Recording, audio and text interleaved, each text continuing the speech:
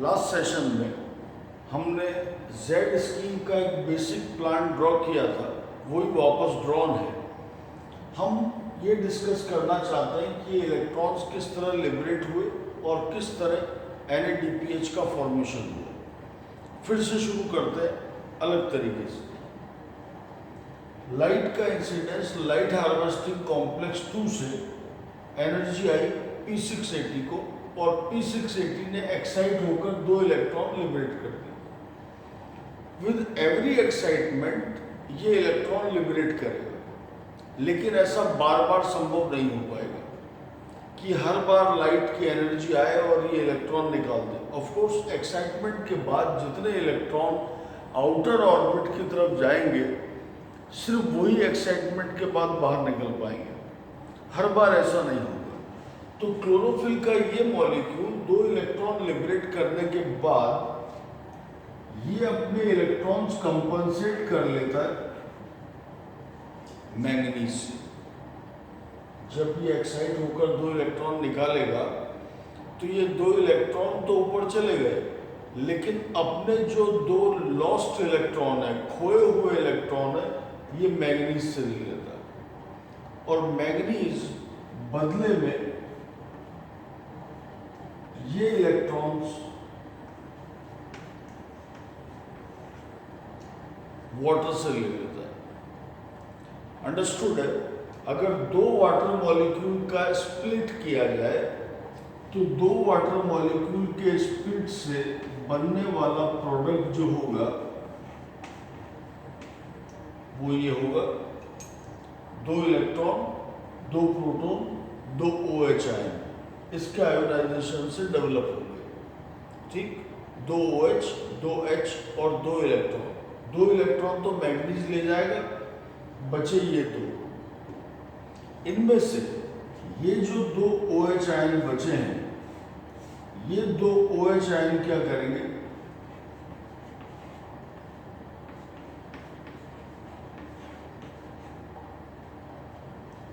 वापस से what is called reformation of water करेंगे और एक एटम ऑक्सीजन का निकल जाएगा।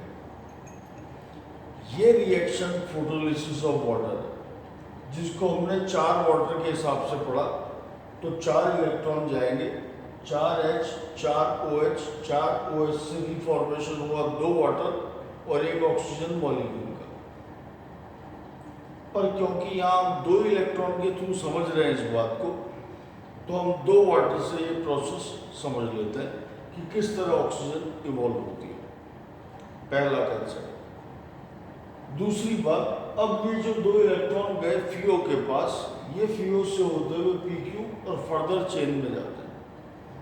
इस पूरे इलेक्ट्रॉन ट्रांसपोर्ट सिस्टम में क्लोरोप्लास्ट में ये जितने मॉलिक्यूल हैं या ये पूरा प्रोसेस है, ये थाइलाकॉइड की मेम्ब्रेन में एम्बेडेड है। सारे इवेंट्स वहाँ चल रहे हैं। यहाँ 3 मॉलिक्यूल फिक्स्ड है मेम्ब्रेन में, उनका लोकेशन नहीं बदलता। वो कौन कौन है? एक ये है P680, एक साइटोक्रोम B6F है, और एक मॉलिक्यूल P700 का है। दिस एंड दिस, ये 3 फिक्स एलिमेंट्स हैं जो मेम्ब्रेन में फिक्स लोकेशंस पर पाए जाते हैं। एक प्लास्टोक्विनोन और एक प्लास्टोसाइनिन। ये जो 2 मॉलिक्यूल हैं, ये मोबाइल इलेक्ट्रॉन कैरियर्स हैं। PQ एंड PC, ये 2 मोबाइल इलेक्ट्रॉन कैरियर है, प्लास्टोक्विनोन एंड प्लास्टोसाइनिन। 2 इलेक्ट्रॉन जब PQ के पास पहुंचते हैं तो समस्या यह नहीं है, आप प्रॉब्लम समझें कि साइटोक्रोम एक आयरन कॉन्जुगेटेड प्रोटीन है। इसमें आयरन फेरिक से फेरस और फेरस से फेरिक कन्वर्ट होता रहता है। इलेक्ट्रॉन लेने और देने पर एक इलेक्ट्रॉन ले सकता है या एक ही दे सकता है, जबकि आने वाले प्रोसेस में 2 इलेक्ट्रॉन आ रहे हैं, यानी लेने वाला 1 है और देने वाले 2 हैं। तो ये 2 इलेक्ट्रॉन को रोकेगा और 1/1 उसको पास करेगा आगे। ठीक है, ये प्लास्टोक्विनोन का काम है। प्लास्टोक्विनोन बेसिकली एक प्रोटॉन कैरियर है। प्रोटॉन कैरियर होने के कारण ये मॉलिक्यूल प्रोटॉन कैरी करने की टेंडेंसी शो करता है, और कंप्लीट रिडक्शन इसका होता है जब ये PqH2 में कन्वर्ट होता है।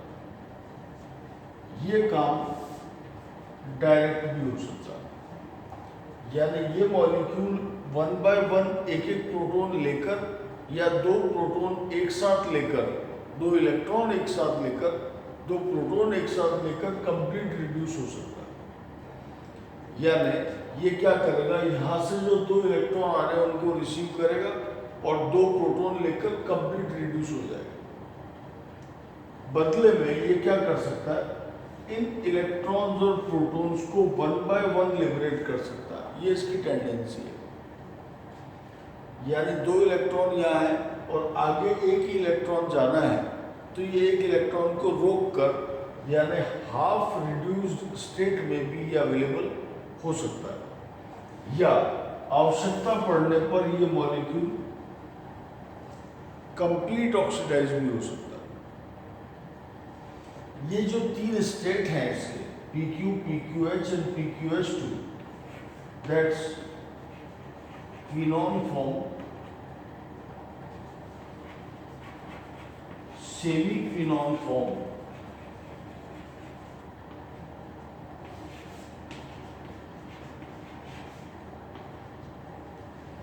एंड क्विनोल फॉर्म, ये तीन फॉर्म्स में अवेलेबल है। Quinone, semi quinone and quinol forms. आवश्यकता पड़ने पर ये तीनों में से किसी भी तरह से बिहेवियर कर पाएगा। अब ये प्रोसेस यहाँ तक आ गया, एक इलेक्ट्रॉन यहाँ तक पहुँचा। अब इस बात को अगर हम यही छोड़ें तो ये अपने आप में एक रिएक्शन सेंटर है। फिर से समझते हैं इस बात को। लाइट आई, हार्वेस्टिंग कॉम्प्लेक्स के थ्रू एक एक्साइटमेंट हुआ P700 का, और इसका नेचुरल टेंडेंसी है एक इलेक्ट्रॉन को लूज करना। वापस यहाँ बात करते हैं। P680 ने एक्साइट होने के बाद दो इलेक्ट्रॉन लिबरेट किए, और जो अपने लॉस्ट इलेक्ट्रॉन थे उसने मैग्नीज से लिए और मैग्नीज ने वाटर से लिए, यानी इसके इलेक्ट्रॉन कंपनसेट हो गए। Same here, light harvesting complex 1 के थ्रू इसके पास आई, इसने एक इलेक्ट्रॉन दिया, कंपनसेट करेगा अब ये, और ये कंपनसेशन प्लास्टोसाइनिन करके देता है। कहाँ से? इस प्रोसेस के थ्रू। यानी वास्तव में प्लास्टोसाइनिन का काम है यहाँ से इलेक्ट्रॉन लाना और इसके खोए हुए इलेक्ट्रॉन को कंपनसेट करना। ठीक, प्लास्टोसाइनिन वास्तव में एक कॉपर कंटेनिंग मॉलिक्यूल है। ये कॉपर कंटेनिंग इलेक्ट्रॉन कैरियर है, और ये कॉपर यही फंक्शन परफॉर्म करेगा कि प्लास्टोसाइनिन यहाँ से लाता है इलेक्ट्रॉन्स को और लाकर P700 के लॉस्ट इलेक्ट्रॉन्स को कंपनसेट करने का काम करेगा। ये एक लूज इलेक्ट्रॉन जो है ये प्राइमरी कैरियर के पास पहुंचा, FRS फेरोडक्शन रिड्यूसिंग सब्सटेंस के पास, जो ऑलरेडी हमने कहा कि एक आयरन सल्फर कॉम्प्लेक्स है। इस आयरन सल्फर कॉम्प्लेक्स के बाद NADP पर पहुंचा और उसे NADPH में कन्वर्ट किया। ये पूरे प्रोसेस में ये प्रोटॉन्स कहाँ से आए, इस पर हम चर्चा करेंगे नेक्स्ट टर्न्स पर। आज के लिए कंप्लीट है the Z scheme. Thank you.